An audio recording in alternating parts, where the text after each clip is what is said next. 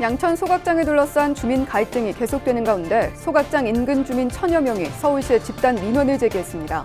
주민들은 소각장 굴뚝수를 줄이고 인근의 공원 등 주민 편의시설을 만들어달라고 요구하고 있습니다.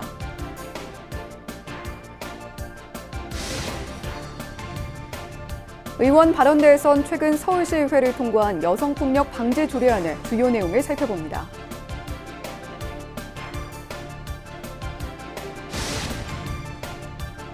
은평구가 은평사랑 상품권 50억 원을 추가 발행합니다. 상품권 구매 할인율은 10%이며 은평 지역 제로페이 가맹점에서 쓸 수 있습니다. 서울시가 집합금지 조치로 영업을 중단한 동전노래 연습장 소상공인을 지원합니다. 신청은 8일부터 할 수 있고 지원 금액은 100만 원입니다.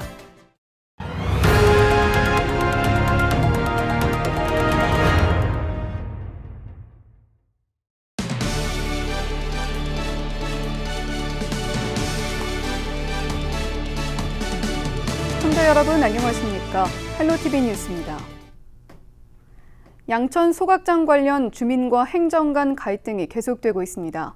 소각장 공동이용 협약서가 있으나 만화한다는 민원인데요. 주민들은 서울시가 약속을 지키지 않고 있다며 집단 행동을 예고했습니다. 어떤 내용인지 심다혜 기자가 취재했습니다. 양천 소각장 공동이용 협약서입니다. 지난 2010년 서울시와 양천구 지역 주민들이 양천 소각장 운영을 위해 체결한 협약입니다. 협약서에는 서울시가 소각장의 기존 굴뚝수를 줄이도록 한다는 내용이 담겨 있습니다. 현재 소각장 인근의 굴뚝은 총 5개, 1개는 양천 소각장, 4개는 서울에너지공사에서 사용하는 겁니다. 하지만 주민들은 10년이 지나도 굴뚝수의 변함이 없다며 서울시가 약속을 지키지 않고 있다고 지적합니다.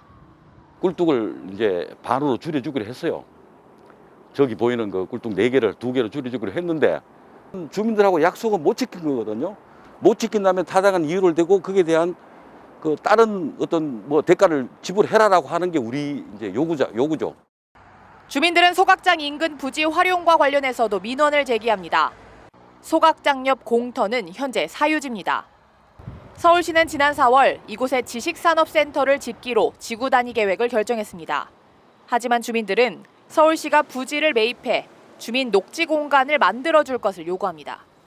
주민 피해만 강요하는 것 같아서 소각장 옆 인근에 있는 부지도 폐척법에 따라서 주민 녹지 공간을 설치해달라는 의미이고 서울시가 그 부지를 매입을 해서 서울시는 현실적으로 어렵다는 입장입니다. 굴뚝을 줄이기 위해서는 시설 개보수가 필요한데 시간과 금전적 비용의 이유로 힘들다는 겁니다. 협약을 이제 이행하려고 여러 다방면으로 검토도 하고 방침도 세우고 영업도 하고 그랬었는데 그 열병합 발전소를 중단을 해야 되는데 그런 걸 하기 위해서는 그런 것들은 사실상 어렵고 좀 장기적인 검토가 필요하다. 또 부지 매입을 통한 녹지 공간 조성도 사실상 불가능하다고 덧붙였습니다. 사유지이기 때문에 시에서 어떤 규제를 가할 수는 없는 거고 당연히 그 소유주 입장에서는 서울시를 상대로 그러면은 소가 들어오겠죠. 법적으로 우리가 제한할 수 없는 부분들을 민원인들은 지금 요구를 하고 계시고. 1000여 명의 주민들은 서울시에 반대 민원 서명을 제출했습니다. 무용지물이 되어버린 공동이용협약서. 주민들은 서울시가 주민 민원을 수용하지 않을 경우 소각장의 쓰레기 반입을 저지하는 등 집단 행동을 예고했습니다. 헬로티비 뉴스 심다혜입니다. 은평구가 은평사랑 상품권 55억 원을 추가 발행합니다. 은평사랑 상품권은 오는 15일 수요일 오전 10시부터 구매할 수 있습니다. 은평사랑 상품권은 지난 4월, 5월 40억 원에 이은 세 번째 발행으로 총 발행액은 145억 원입니다. 상품권은 10% 할인된 금액으로 판매되며 은평 지역 9천여 개 제로페이 가맹점에서 사용할 수 있습니다.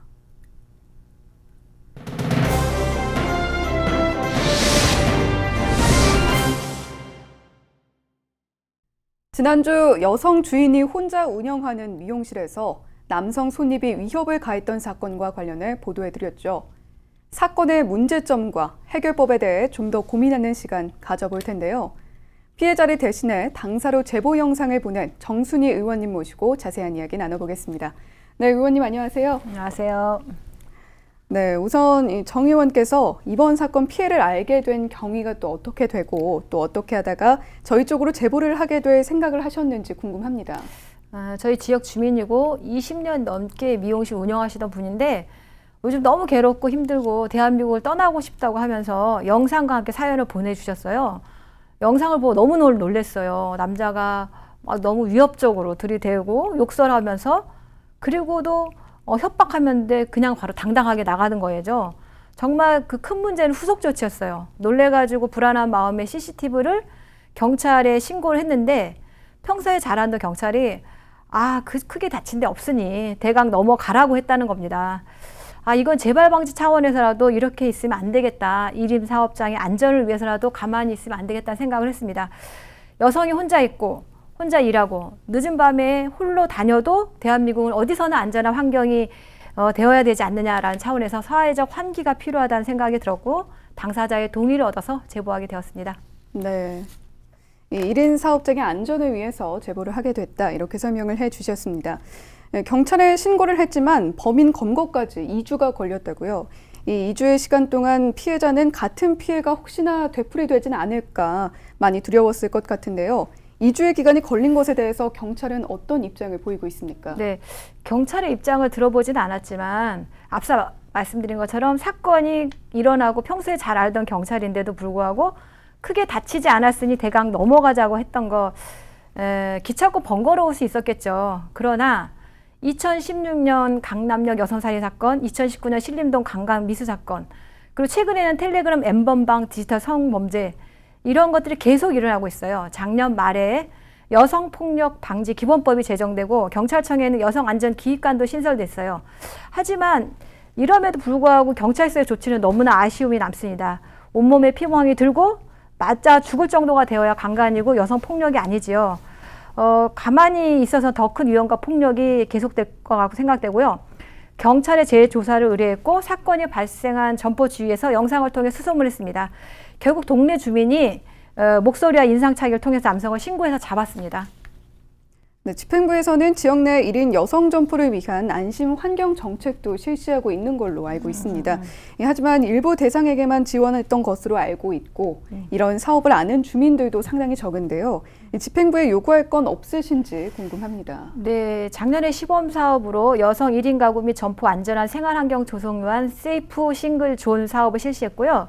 여성 1인 가구 121곳, 여성 1인 점포 25곳, 디지털 비디오 창 현관문 보조키, 긴급 비상벨 등을 지원했는데 올해는 신청 대상을 똑같이 해서 안심홈 4종 세트를 지원한다고 합니다. 그러나 실제 대상자 수가 작년과 차이가 없고요. 2018년도 기준 양천구 여성 1인 가구 수가 18,477가구에 비하면 너무나 부족한 상황입니다. 예산도 4천만 원 수준이고요. 전체 7천억 예산 수준에 비하면 굉장히 낮은 수준이라 예산도 좀 더 올릴 필요가 있고 대상자 늘릴 필요가 있습니다. 2012년도부터 여성 안심 정책이 시작됐지만 이런 것들이 계속 여성 폭력이나 범죄들이 증가하고 있고 이런 것을 예방하기 위해서는 성차별적인 공간을 재구성할 수 있는 방향이 된다. 모든 공간을 안전하게 구성할 수 있는 안전 정책의 방향이 설정돼야 되고요. 여성들이 실제 경험하는 일상적이면 사소한 피해들로부터 안전을 확보할 수 있는 정책이 필요하고요. 양천구는 여성 친화 도시라고 합니다. 모든 공간에서 안심하고 안전할 수 있는 양천구를 만들어가야 되고요. 성인지 교육과 성인지 감수성을 통한 성인지 예산으로 여성폭력, 성희롱, 성폭력에 대한 그 일은 결코 사소하지 않습니다라는 즉각적이고 단호한 대응들이 정말 우리 일상에서 성평등을 만들어간다라고 생각합니다. 네, 의원님 오늘 말씀 감사합니다. 네, 고맙습니다. 네, 이어서 관련 내용 계속해서 이야기 나눠보겠습니다. 여성 폭력 방지와 피해자 보호를 위한 시책을 만드는 근거를 담은 조례안이 지난달 30일 서울시 의회를 통과했습니다. 이병도 의원이 대표 발의한 조례안인데요. 의원 발언대에서 만나보겠습니다. 이병도 서울시 의원 화상으로 연결합니다. 네, 의원님 안녕하세요. 네, 안녕하세요. 이병도 의원입니다. 네, 반갑습니다. 이 여성폭력방지 기본법 관련 개정 조례안을 발의를 하셨고 지난달 통과가 됐습니다. 이 기존 법안의 개정을 생각하게 된 계기가 무엇인지요? 네, 시대가 변하면서 데이트 폭력, 스토킹, 디지털 성범죄 등 새로운 유형의 여성 폭력이 등장하고 있습니다. 그리고 언론 보도나 인터넷 댓글 등에 의해서 피해자 본인뿐만 아니라 가족들에게까지 피해가 가는 사례가 발생하고 있습니다.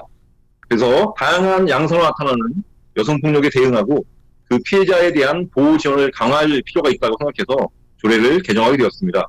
피해자의 범위와 2차 피해 정의를 새롭게 규정하고 여성폭력 방지와 피해자 보호 지원을 위한 체계 구축 및 시행 근거를 마련함으로써 여성폭력 방지 정책이 좀 더 체계적이고 좀 종합적으로 추진될 수 있을 것이라고 기대하고 있습니다. 네, 이번 개정안의 주요 골자가 여성폭력 피해자 범위 확대와 또 2차 피해에 대한 정의를 신설하는 걸로 알고 있는데요. 우선 기존 여성폭력 피해자 범위가 좁았습니까? 각각 설명을 좀 해주시죠. 네, 기존의 조례에는요, 피해자의 범위가 좀 한정적이었습니다.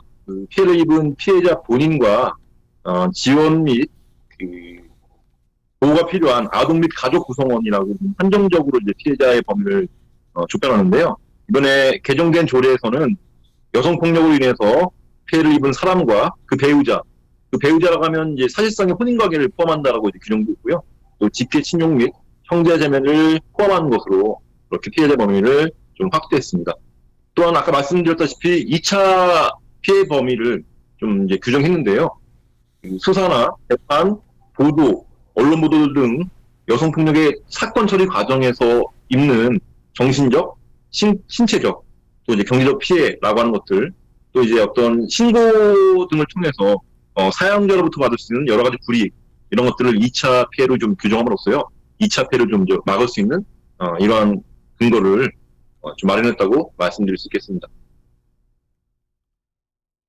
네, 이 여성폭력방지위원회를 설치할 근거도 담고 있다고 들었습니다. 이 여성폭력방지위원회가 하게 될 역할은 무엇인지, 또 운영 예정인 서울 직장 성희롱 성폭력 예방센터에 기대할 수 있는 점들은 또 어떤 게 있는지도 설명해 주시죠. 여성폭력 방지와 피해자 보호 및 지원을 위해서는 어떤 한 기관의 어떤 노력만으로는 좀 한계가 있습니다. 전 다양한 기관들의 협력이 필요할 것이고요. 또 서울시에서도 다양한 여러 부서들이 함께 고민해야 될 문제인데요.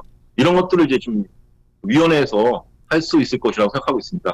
뭐 교육기관, 시의회, 또 사법기관, 뭐 전문가들, 또 당연히 여성폭력 예방과 피해자 보호를 하는 기관들까지 이제 모두 함께 다양한 서울시의 여성폭력 방지 정책들을 좀 심의하고 자문하는 그런 위원회가 바로 이번에 근거를 마련한 위원회고요. 그리고 센터 같은 경우는 기존에 사각지대라고 말씀드렸었던 소규모 사업장, 성폭력, 성희롱 예방 교육에 좀 사각지대라고 볼 수 있었던 그런 소규모 사업장에 대한 어떤 교육을 한다던가, 또 이제 변하는 노동시장에서 플랫폼 노동이나 프리랜서들에게도 이런 예방 교육들을 할 수 함으로써요. 다양한 성희롱, 성폭력 예방 교육을 통해서 우리 사회의 어떤 그런 인식들이 좀 확장될 수 있는 그런 계기를 마련할 수 있을 거라고 생각합니다. 네, 여성폭력 참 전에 없던 많은 사례들을 찾아볼 수가 있습니다. 무엇보다 중요한 게 예방이 아닐까 싶은데요. 여성폭력 범죄 예방을 위해서 앞으로 어떤 노력이 필요하다고 보시는지요? 좀 말씀드렸지만 어느 한 기관의 노력이나 어떤 특정한 사람들의 노력으로만 좀 해결될 수 없는 문제라고 생각하거든요. 우리 사회 모두가 함께 고민하고 함께 노력해야 될 문제라고 생각하는데요. 우선 이 여성폭력도 생각해보면 그 사회적 약자에 대한 어떤 폭력, 혐오, 배제의 한 종류로 생각합니다. 그래서 어떤 사회적 약자에 대한 어떤 폭력이나 혐오가 아니라 모두 함께 평등한 그런 사람이라고 하는 인식들이 우리 사회에 좀 더 확대돼야 될 것 같고요. 그리고 또 실질적으로 아직까지 우리 사회는 여성과 남성이 좀 평등하지 못한 부분이 좀 있는 것들이 현실이라고 생각하거든요. 예를 들어서 이제 어떤 남성과 여성의 임금 격차가 크다던가 이런 식으로 좀 실질적인 성평등이라고 하는 것들이 좀 더 개선될 필요도 있다고 생각합니다. 이런 것들이 함께 해결돼야지 여성폭력이라고 하는 것들도 점점 줄어들고 없어질 수 있을 거라고 생각하고요. 그런 사회에서 함께 노력하겠다는 말씀 드리겠습니다. 네, 이병도 서울시 의원과 이야기 나눠봤습니다. 네, 의원님 오늘 말씀 감사합니다. 네, 감사합니다.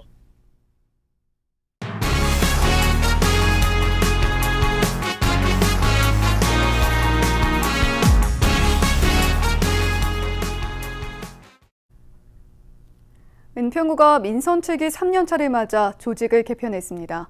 새로운 정책 환경에 대응하고 조직의 효율화를 도모하기 위한 개편이라고 하는데요.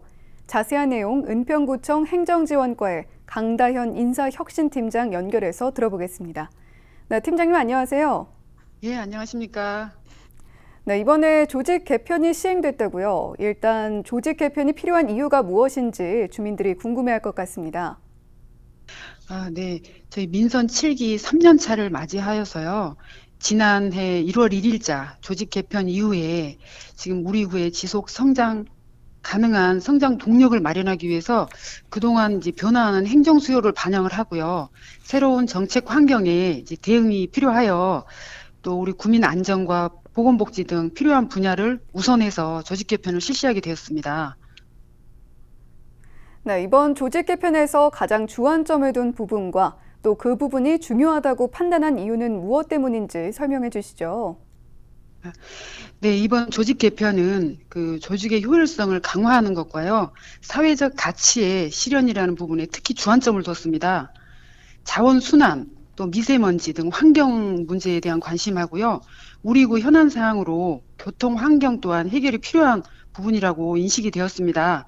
이런 관련성을 가지고 교통과 환경 관련 부서를 교통환경국으로 재배치하였고요. 그다음에 주민들의 생활 안전을 향상시키고자 CCTV 관제 업무를 좀 강화하였고요. 네, 얼마 전 아동학대 이슈가 사회적 공분을 산 바 있는데요. 이번에 가족정책과의 아동보호팀이 신설이 됐죠. 또 보건소 보건위생과에는 건강도시팀이 새로 생겼습니다. 아무래도 감염증이 창궐 중인 시기라 더욱 눈에 띄는데요. 신설된 두 팀의 역할과 또 기대하는 바에 대해서 말씀을 해주신다면요.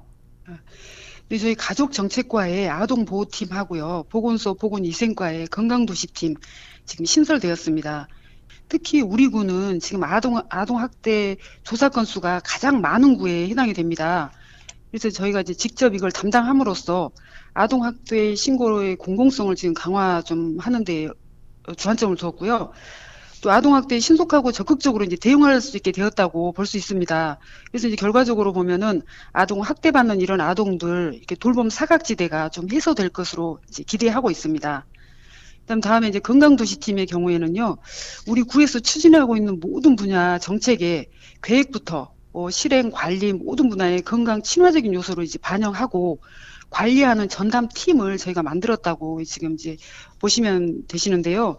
이제 보행 환경 같은 이런 활동적인 생활 환경 조성부터 공공 의료 서비스 강화라든지 이런 건강 형평성을 높여주는 그 두 개 분야의 중점 목표를 하고 저희가 추진을 하고 있습니다.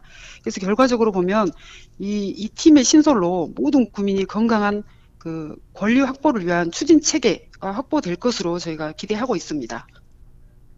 네, 이외에도 개편된 조직들에 대해서 설명해 주시고 또 이번 조직 개편을 통해서 어떤 효과 기대하고 계신지요? 저희 4차 산업혁명 기술을 활용한 정책 추진으로 우리 국민의 통신 기본권을 보장하고자 전산정보과를 스마트 정보과로 개편하였습니다. 그리고 CCTV 관제 업무를 좀 강화하여 우리 주민 생활의 안전을 도모하고자 스마트 영상팀을 지금 신설하였습니다. 그리고 개인 지방소득세 신고가 지금 구로 이관이 됨에 따라서 지방소득세 이 팀을 신설하여 세무 민원 처리가 빠르고 편안할 수 있도록 저희가 지금 추진을 하였습니다. 그리고 저희 은평구에 좀 특색 있는 그런 이제 그 팀의 이관인데요. 이번에 일자리 정책과 소관이 된 동물 복지 업무가 지금 가족정책과 반려동물 팀으로 이관이 되었습니다. 이거는 지금 단순히 과거에는 동물의 입장에서 이제 보아왔지만 지금은 사람과 같이 사는 그 반려동물이 거의 가족과 같은 그런 개념으로 이게 문화들이 전환되고 있기 때문에 거기에 따라서 저희가 이제 역할을 수행하고자 그렇게 개편을 하였습니다. 이번 조직 개편을 통해서 행정 수요의 탄력적인 대응과 모든 국민이 편안하고 건강한 생활을 영위할 수 있도록 개편한 조직 운영의 효율성이 향상될 수 있도록 저희가 노력할 계획입니다. 네, 팀장님 오늘 말씀 감사합니다. 네, 감사합니다. 저희는 언제나 지역 주민 여러분 곁에 있겠습니다. 함께해 주신 여러분 고맙습니다.